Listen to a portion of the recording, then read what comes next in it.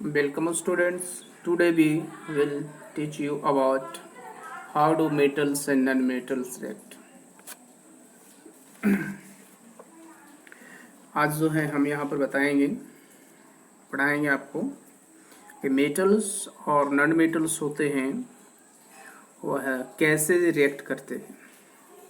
तो जैसे कि आप यहाँ देख पा रहे हैं, in the our activities you saw the reaction of metals with a number of reagents. Why do metals react in this manner? Let us recall what we learned about in the electronic configuration of element in the class 9th. जैसा कि previous activities जो है उसमें हमने आपको रिजेंट्स जो है वह मेटल के साथ रिएक्शन को हमने बताई थी और ये बताए थे कि मेटल्स जो है वो ऐसा क्यों करती है, क्योंकि आपको हमने क्लास 9th में इलेक्ट्रॉनिक कॉन्फ़िगरेशंस एलिमेंट्स का जो है इलेक्ट्रॉनिक कॉन्फ़िगरेशंस के बारे में हमने आपको बताई थी। Will we learn that in noble gases, हमने आपको जो है नोबल गैस के बारे में बताई थी, which have a completely filtered valence shell, so little chemical activities. We therefore explain the reactivity of elements has the tendency to attain a complete filtered the valence shell.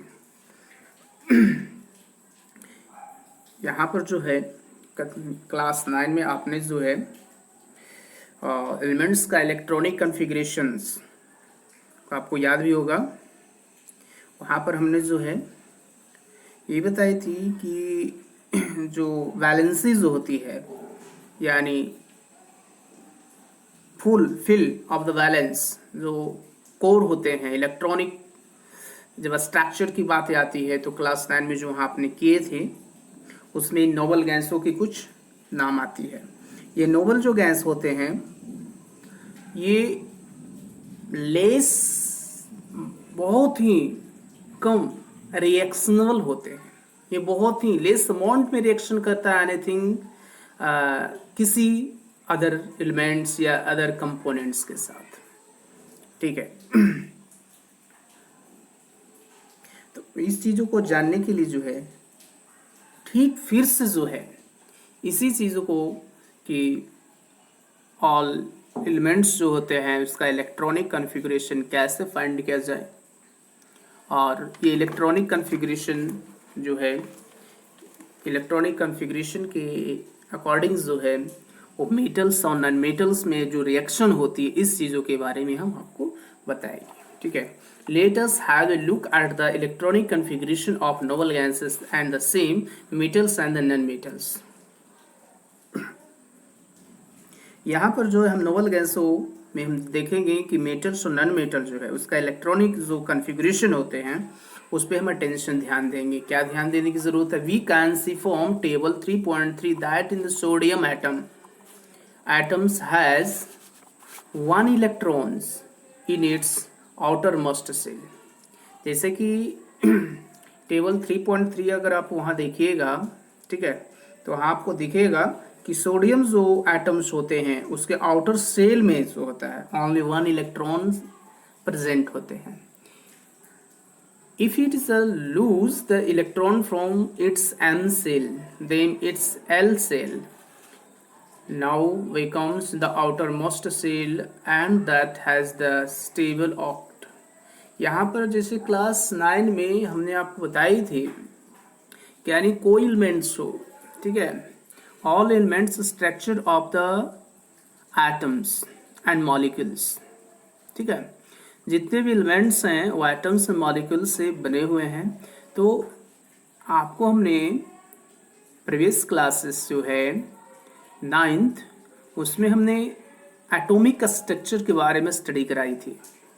इसमें हमने बताया था कि एटम्स जो है, एटम्स के जो fundamental particles जो होते हैं, तो 3 फंडामेंटल पार्टिकल्स होते हैं, ठीक है, electron and the around of the orbit, ठीक है, और जो न्यूट्रॉन और प्रोटॉन है वह न्यूक्लियस में प्रेजेंट होते हैं।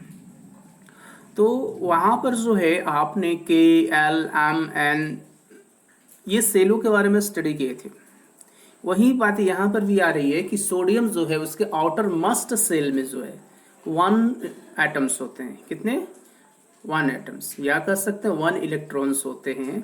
तो if it is lose in the electron from its M shell then its L shell. देखो अब यहाँ पर जो है मेटल्स जो है 1 इलेक्ट्रॉन को क्या करता है, अपने आप में से लूज कर देता है, वो छोड़ देता है अपने में से इलेक्ट्रॉन्स को, ठीक है, तब जाकर वो पॉजिटिव्स बनाते हैं, पॉजिटिव्स आयंस, ठीक है। Now becomes the outermost cell in the stable orchid. The nucleus of the atom still has 11 proton, but in the number of electrons has become 10. So there is the net positive charge, giving us the sodium concern N plus. On the other hand, in the chlorine has 7 electrons in its outermost cell.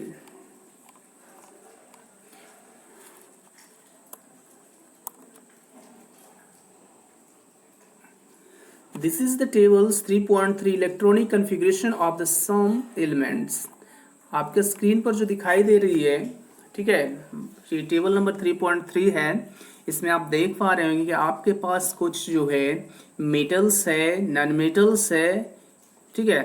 अब यहाँ पर देख रहे हैं कि metal और non metal दोनों तो एलिमेंट्स हैं, तो यहाँ पर एलिमेंट्स का नाम दी गई, जिससे देख पा रहे हैं helium He, neon Ne, organ Ar, ये नोबल गैस है, ठीक है। अब नोबल गैस में देखिए atomic number of the helium is 2, neon 10 and organ 8। अब इसका इलेक्ट्रॉनिक कॉन्फ़िगरेशन, ठीक है, तो इलेक्ट्रॉनिक कॉन्फ़िगरेशन को समझने के लिए थोड़ी सी जो है हम यहाँ पर एक ड्रॉ करने वाले हैं, आप इसको थोड़ी सी ध्यान दीजिएगा, ठीक है। ये देखिए ये क्या हो गया, एक सेल है। यहाँ पर जो है हम आपको बताते जाएंगे, ये देखिए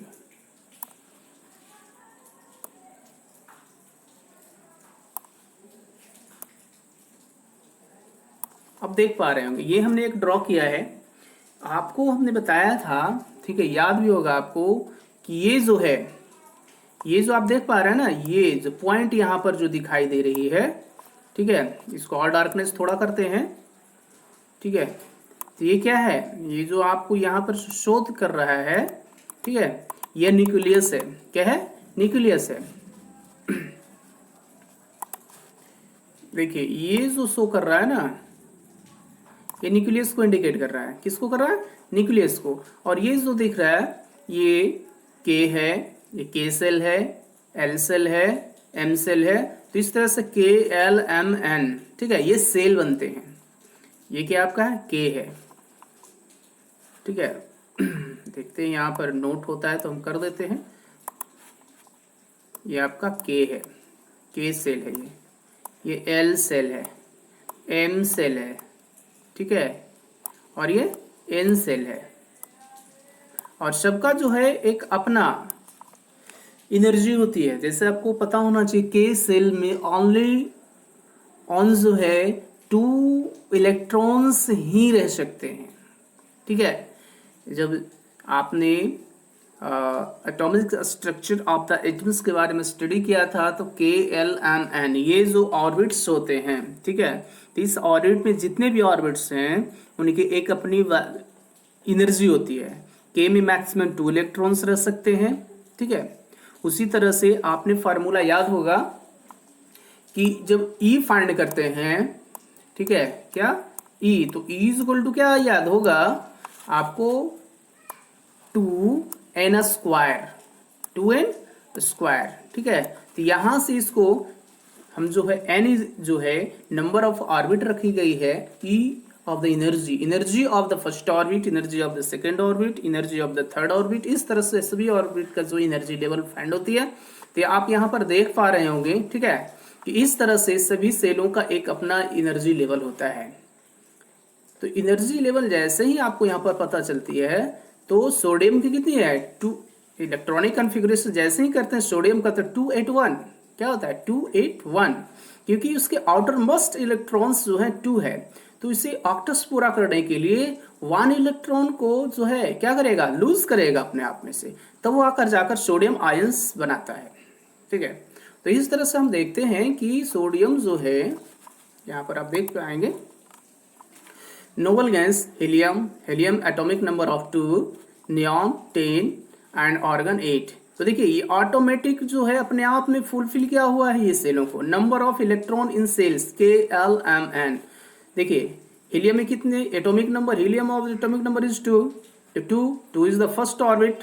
देखो 2 में मैक्सिमम ऑर्बिट कितने रखने की कैपेबिलिटी है इसका, 2 है। और नियॉन की करते हैं तो 28, क्योंकि देखो ये पूर्ण ऑक्टस रूल के अकॉर्डिंग जो है अपने आप में फुल किया हुआ है। ऑर्गन 18 288, देखो पूरा है ना 8, ऑक्टस होना कंपलसरी है। वही मेटल्स की अगर बात करते हैं सोडियम, तो सोडियम का इलेक्ट्रॉनिक जो आपका इलेक्ट्रॉनिक नंबर है वो कितने 11। तो उसको हम जब डिस्ट्रीब्यूट करते हैं सेलों के अकॉर्डिंग, जो ऑर्बिटों के अकॉर्डिंग करते हैं, तो आप देखते हैं उसको क्या करेंगे हम 281। तो देखिए ये हो गया इलेक्ट्रॉनिक, ये जो दिख पा रहा है दिस इज इम्पोर्टेंस, ठीक है। Electronic configuration of the sodium, ठीक है 281। Electronic configuration of the magnesium 282। Electronic configuration of the aluminium 283। Potassium electronic configuration कितनी हो गई 2881 एंड कैल्शियम 2882। तो आप यहाँ पर देख पा रहे हैं कि इलेक्ट्रॉनिक कॉन्फ़िगरेशन का सब क्या है, डिफर है, ठीक है। अब यहाँ पर ये को दिखाना है कि ये सोडियम पॉजिटिव आयन स्ट्रक्चर करता है या नेगेटिव आयन। तो अपने आप में से, ठीक है, कोई मेटल हो या नॉन मेटल हो, ठीक है, उसे ऑक्टस करना कंपलसरी है। और ऑक्टस करने के लिए अपने में से इलेक्ट्रॉन का या तो लूज करेगा या गेन करेगा, ठीक है। या तो अपने में से इलेक्ट्रॉनों को अपने में से त्याग देगा, या वो क्या करेगा, लेगा, गेन करेगा, या फिर प्रॉफिट उसको होना चाहिए, ठीक है। तो इस तरह से हम देखते हैं यहाँ पे कि ये क्या करेगा, 1 इलेक्ट्रॉन्स जो है, ठीक है, सोडियम को जब हम देखते हैं कि ये सोडियम जो है 1 इलेक्ट्रॉनों को लूज करेगा अपने में से। और लूज करने की कैपेसिटी जो होती है, ऑल एलिमेंट्स नन हो या मेटल कोई भी हो, वो 3 तक यूं कर सकता है, 3 इलेक्ट्रॉन तक ही कर सकता है। अगर किसी को लेना है तो 3 तक ही करेगा, अगर देना है तो 3 तक ही करेगा। इससे न तो ज्यादा अपने में से लूज कर सकता है और नहीं गेन कर सकता है, ठीक है। तो आप सोडियम का देख रहे हैं, तो इसे पूरा करने के लिए, ऑक्टस पूरा करने के लिए क्या करना होगा, सोडियम को 1 इलेक्ट्रॉन का अपने में से लूज करना होगा, देख पा रहे होंगे। तब ये आकर क्या हो जाएगा 2 और 8, जो कि ऑक्टस रूल के अकॉर्डिंग अपने को फुल कर रहा है, ठीक है। तो 1 इलेक्ट्रॉन का क्या कर देगा, लूज कर देगा। मैग्नीशियम कितने इलेक्ट्रॉन को लूज करेगा, मैग्नीशियम 2 इलेक्ट्रॉन को करेगा। एल्युमिनियम कितने इलेक्ट्रॉन को करेगा, 3 इलेक्ट्रॉन को करेगा। पोटेशियम, देखिए पोटेशियम की अगर बात आ रही है, पोटेशियम 2881। तो ये देखिए यहां तक तो ये क्या है, पूरी तरह से अपने आप को ऑक्टस रूल को फॉलो कर रहा है। बट आप यहां पर देख पा रहे हैं कि आउटर मस्ट सेल में कितने इलेक्ट्रॉन्स बच गए हैं, 1 बच गए हैं। तो इसीलिए क्या करना है, ये भी अपने आप को क्या करेगा, लूज करेगा 1 इलेक्ट्रॉन्स। कैल्शियम 2 इलेक्ट्रॉन्स को लूज करेगा। तो एक चीज तो आपको समझ में आ ही गया होगा कि मेटल्स जितने भी, all metals is the outer must electron in the lose, ठीक है। तब वो जाकर बनाएगा पॉजिटिव आयंस। अगर कोई लूज करता है इलेक्ट्रॉन्स को तो हमेशा याद रखिए पॉजिटिव आयंस बनाता है। जैसे देखिए हमको यहां दिखाना चाहते हैं, ठीक है। अब इसको इक्वेशन कैसे हम दिखाएं, इक्वेशन भी तो दिखाना होगा ना। तो इक्वेशन दिखाने के लिए जो है आपको, जैसे सपोज दैट यहां सोडियम लिखा हुआ है, चलिए सोडियम Na पता है ना, सोडियम सिंबल ऑफ Na। देखो यहाँ अच्छी तरह से हमसे लिखा नहीं रहा है कि मैं ड्रॉ कर रहा हूँ, ठीक है, इसलिए इस पर ज्यादा कॉन्सेंट्रेट नहीं करनी। और यहाँ एरो का साइन देंगे तो Na, ठीक है। Na का एटॉमिक नंबर क्या है, 11 है। कितना है, 11 है। देखो 11 जैसा नहीं दिखना चाहिए, ठीक है। अब यहाँ पर जो है ये क्या करेगा, तो 1 इलेक्ट्रॉन का, तो माइनस यहाँ लिखेंगे, -1e, क्या लिखेंगे, 1e, ठीक है। 1 इलेक्ट्रॉन को क्या करेगा, लूज करेगा ना, तो n ये अब क्या बन जाएगा, Na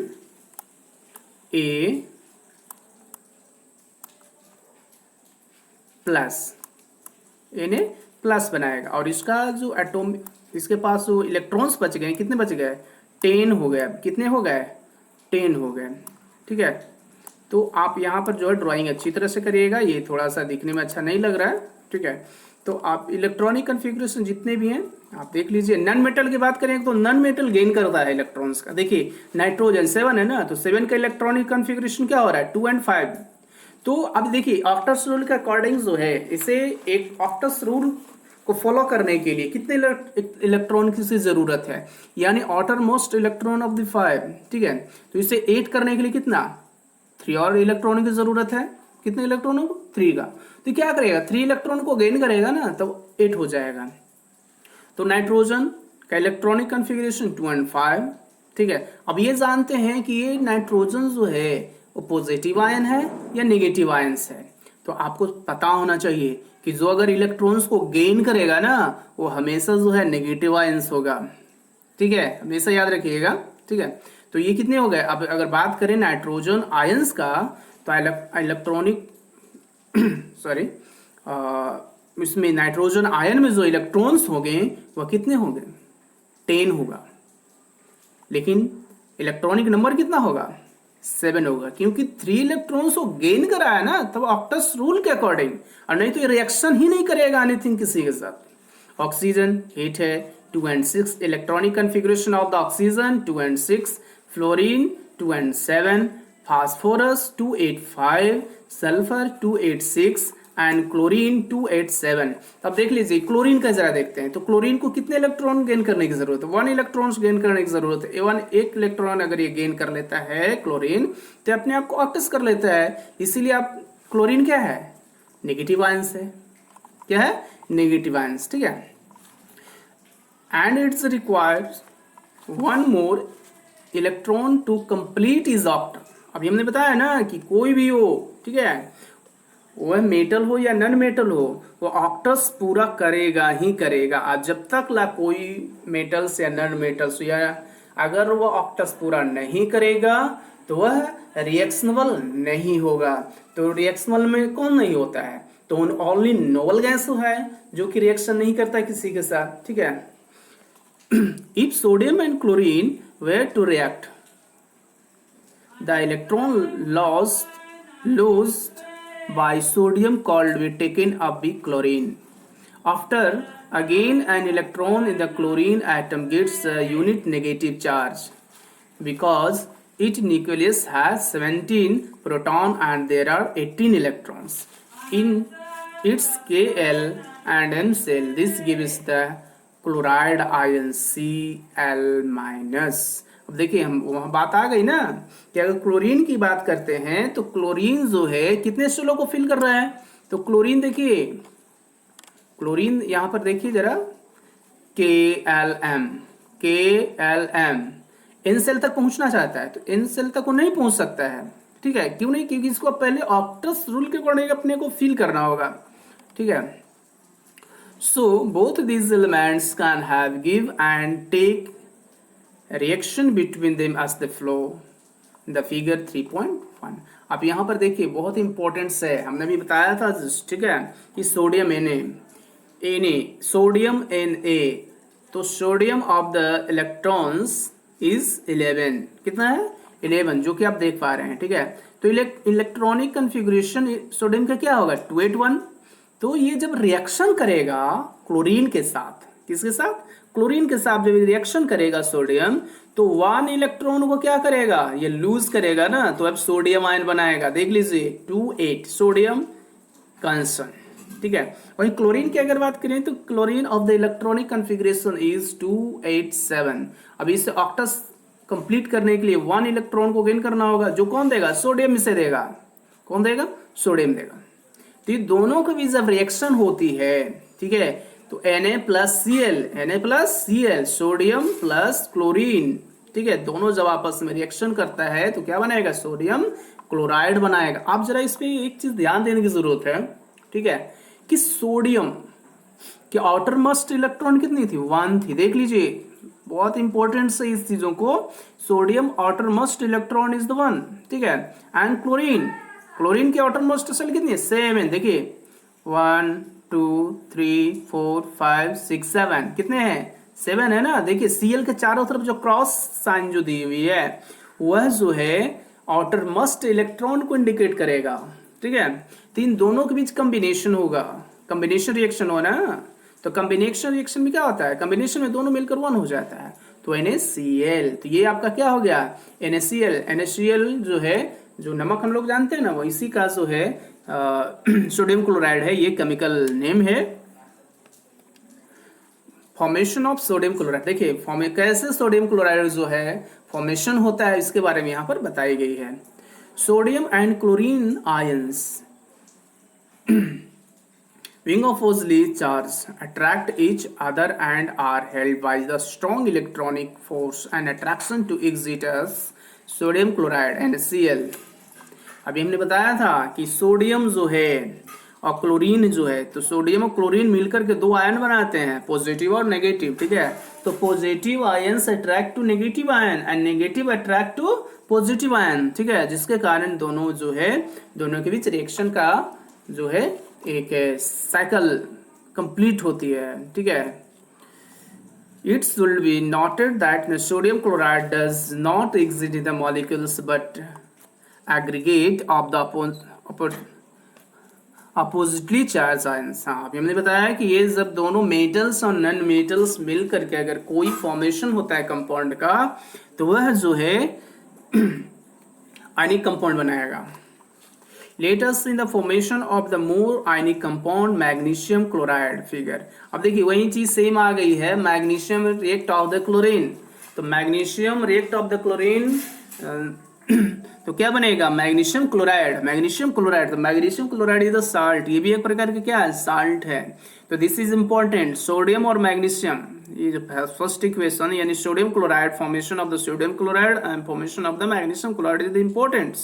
ये दोनों को जो है रिएक्शन जो है केमिकल इक्वेशन है, ये आपको हमेशा याद रखना होगा। ये जो है कोई भी एग्जाम होगी आपका, अभी हाफ ईयरली होने वाला है या फिर फाइनल बोर्ड लिखिएगा, उसमें भी आपको ये एकदम याद रखना है और उससे क्वेश्चन आते हैं। तो यहाँ पर देख लीजिए magnesium 282, electronic configuration of the magnesium 282, ठीक है। तो ये 2 को क्या करेगा, लूज करेगा ना इलेक्ट्रॉन को, तो लूज करने के बाद कितने बच गए, मैग्नीशियम आयंस 2 बचा, यानी 10 इसके पास बचा।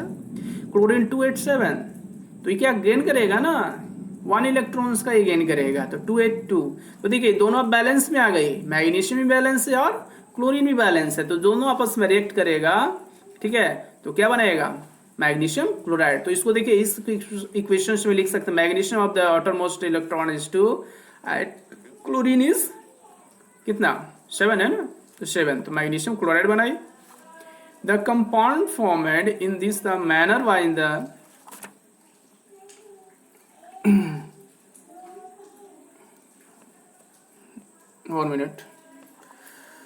manner by the transfer of the electronic forms the metals to non-metals are known as the ionic compound. For the electrovalent compound, can you name the constant and anion present in MgCl2?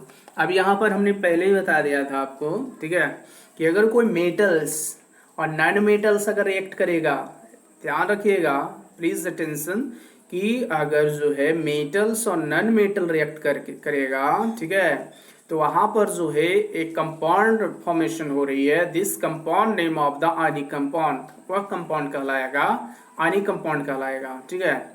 तो ये ध्यान रखना है कि ionic compound में metal और non metal दोनों ही presence होते हैं, लेकिन फ्रॉम आयंस फॉर्म में, उसमें जो प्रेजेंट होंगे वो आयंस फॉर्म में रहेंगे दोनों, ठीक है।